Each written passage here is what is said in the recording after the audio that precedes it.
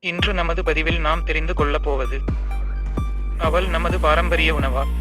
அவல் நமது பாரம்பரிய உணவு வகைகளில் ஒன்று. தொன்று தொட்டு நம் முன்னோர்களால் சாப்பிடப்பட்டு வந்துள்ளது. அவல் அரிசியிலிருந்து தயாரிக்கப்படும் பொருள். இதில் வெள்ளை மற்றும் சிவப்பு நிறத்தில் தயாரிக்கப்படுகிறது. இதன் நிறம் அரிசியின் நிறத்தை சார்ந்தது. வெள்ளை அவல். வைட்டமின் பி, கார்போஹைட்ரேட், குறைந்த அளவு கொழுப்பு, புரதம் போன்ற ஊட்டச்சத்துக்கள் இதில் உள்ளன. சிவப்பு அவல்.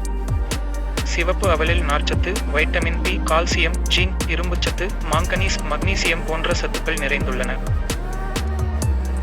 இது பட்டை தீட்டப்படாத சிவப்பு அரிசியில் இருந்து தயாரிக்கப்படுவதால் மிகவும் சத்து நிறைந்ததாக உள்ளது.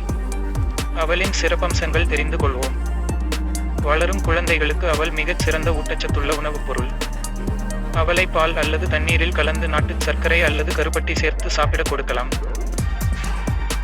அவல் எளிதில் செரிமானமாக கூடிய உணவாகும். உடலின் சூட்டை தணிக்கும், செல்கள் புத்துணர்ச்சி பெற உதவும்.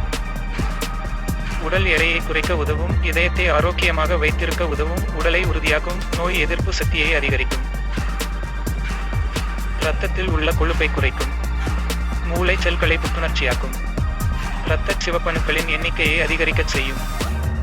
வாய்ப்புண்ணை குணப்படுத்தும். புற்றுநோய் உண்டாக்கும் செல்களை குடலுக்குள் செல்ல விடாமல் தடுக்கும்.